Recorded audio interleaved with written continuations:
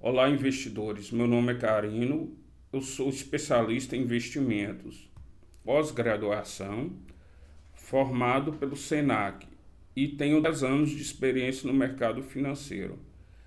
A gente vai começar hoje nosso primeiro vídeo aqui no canal, trazendo para vocês informações sobre investimentos e renda fixa, ações e fundos imobiliários. Hoje a gente vai falar sobre a poupança, esse instrumento criado pelo governo brasileiro para remunerar investimentos, principalmente das camadas mais simples da população. O investimento em poupança ele existe há mais de um século. Nesse período, a poupança passou por várias transformações. E aí a gente vai fazer a análise para entender se nos últimos anos a poupança tem sido ou não capaz de garantir ao investidor os dois principais parâmetros em qualquer investimento. Primeiro, a manutenção do poder de compra ao longo dos anos, ou seja, o dinheiro investido ao final do período investido tem que ser igual ou maior do que a inflação acumulada nesse período total. E o segundo parâmetro, que é o investimento, ele tem que ter algum rendimento acima da inflação, porque senão não faz sentido fazer esse investimento. Inicialmente, vamos falar sobre as mudanças que aconteceram na poupança no ano de 2012. Até o ano de 2012, a poupança ela rendia 6% ao ano mais a taxa referencial, a famosa TR. Essa é uma taxa que atualizava contratos, mas que ao longo do controle da inflação, na maior parte do tempo, ela tem sido zerada. Então a gente vai analisar aqui. A criação da nova poupança se deu no ano de maio de 2012. Por que isso aconteceu naquele ano?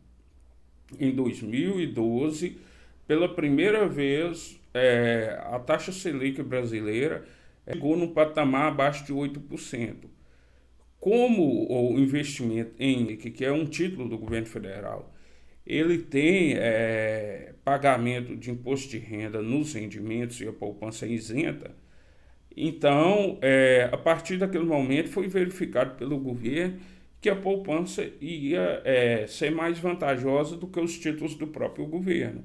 Sendo assim, o governo mandou um projeto de lei e foi aprovado pelo Congresso e sancionado, no qual, a partir de abril daquele ano, todos os depósitos na poupança antiga, ou seja, que estavam na caderneta de poupança, até aquele momento, renderiam 0,5% ao mês, ou seja, 6% ao ano, mais TR. A partir daquele momento foi criada uma nova poupança. Qualquer outro depósito que fosse colocado na poupança, o banco automaticamente abriria uma nova poupança para aceitar aqueles valores. E aí essa outra poupança tinha uma regra um pouco diferente. Ou seja, a partir de maio de 2012, todos os momentos que a Selic for menor ou igual a 8,5% ao ano, a poupança não renderá igual antigamente 0,5% ao mês. Ela vai render 70% da taxa Selic mais TR. Qual o impacto disso? Isso houve grandes impactos. Primeiro, vamos analisar aqui o que é a inflação. A inflação ela é um aumento generalizado de preços. O que significa isso? Num determinado ano, o preço da batata ela pode dobrar, no outro ano ela pode diminuir e voltar ao preço anterior, ou seja, ficar 50% mais baixa do que o pico mais alto. O preço da gasolina pode subir, pode diminuir, o preço da energia, preços sazonais, principalmente de alimentos e hortaliças, acontece muito. Às vezes o mamão está um pouco muito caro, às vezes ele diminui. Mas o que é a inflação em si? É uma tentativa de, economicamente, o governo pegar todos os gastos médios das famílias brasileiras, colocar ali os itens que são essenciais, colocar a quantidade média utilizada pelas famílias brasileiras e calcular a partir de um determinado ponto, em relação ao mês ou ao ano anterior, quanto que aquela inflação subiu ou diminuiu. O que significa isso? O ponto inicial é sempre 100 da inflação. O ponto inicial é sempre um valor fixo.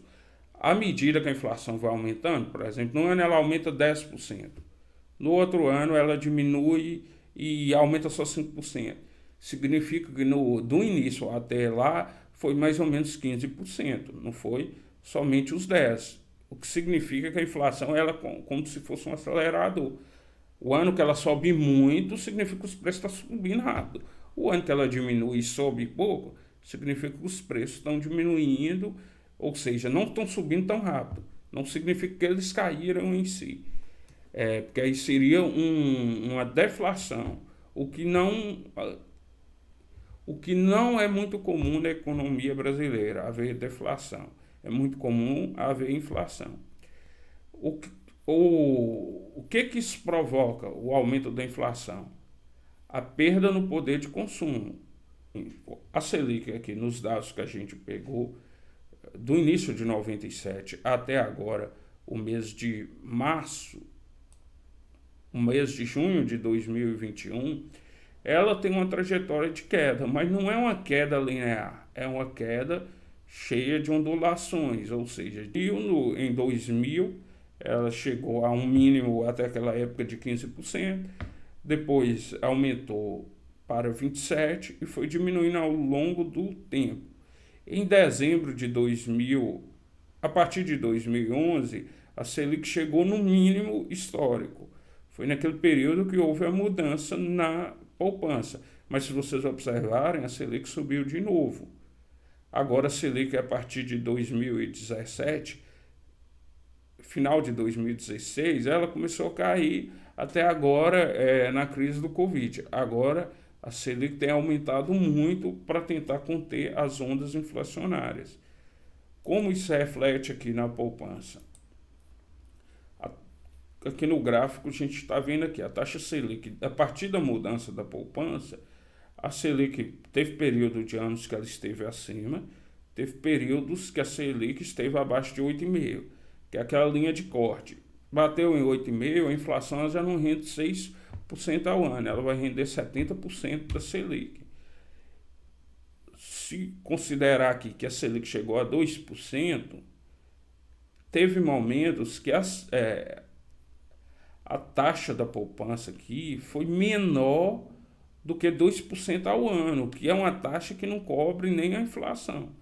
Então, fazendo aqui a análise, como foi feita a análise?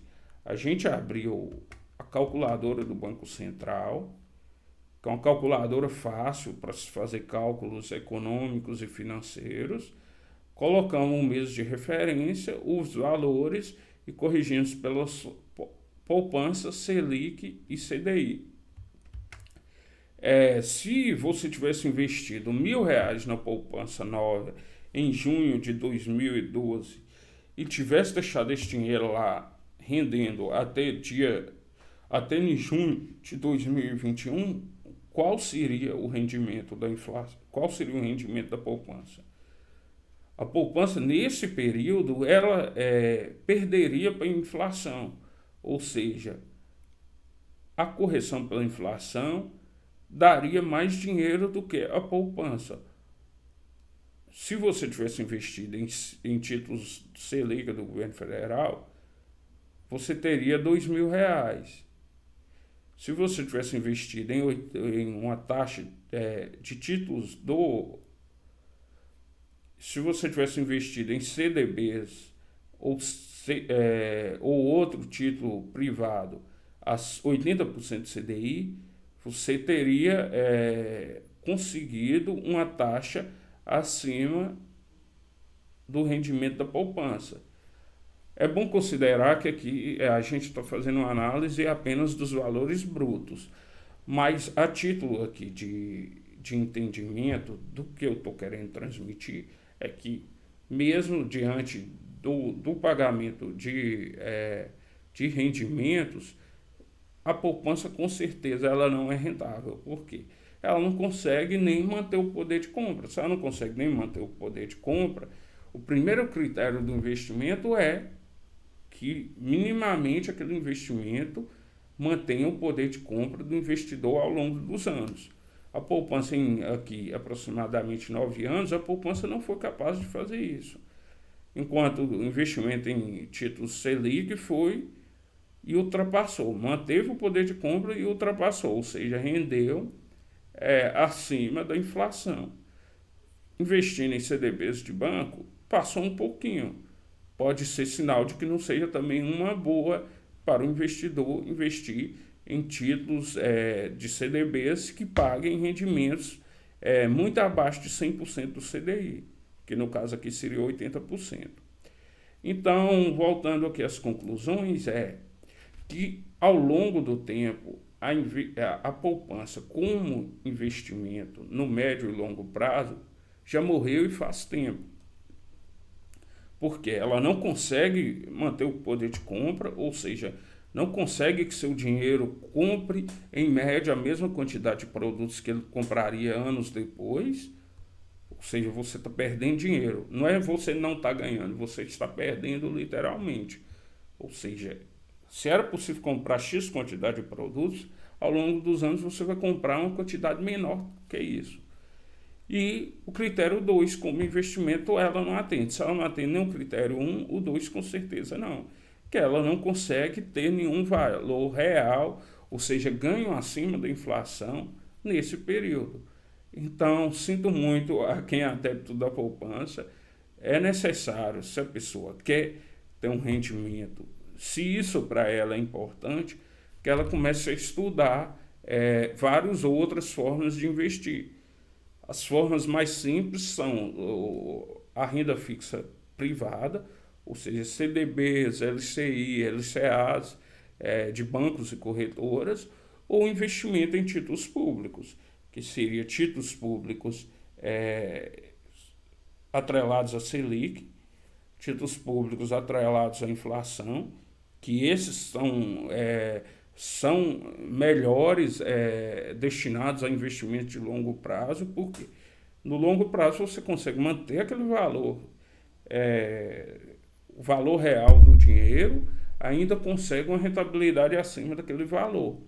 E títulos pré-fixados, que são os títulos mais complexos, mas que, ao saber operar, a pessoa pode ter um grande lucro ou um grande prejuízo, já que rentabilidade muitas vezes é ligado ao poder de ganhar, de ter uma rentabilidade maior, pode ser igual ou superior a até uma perda.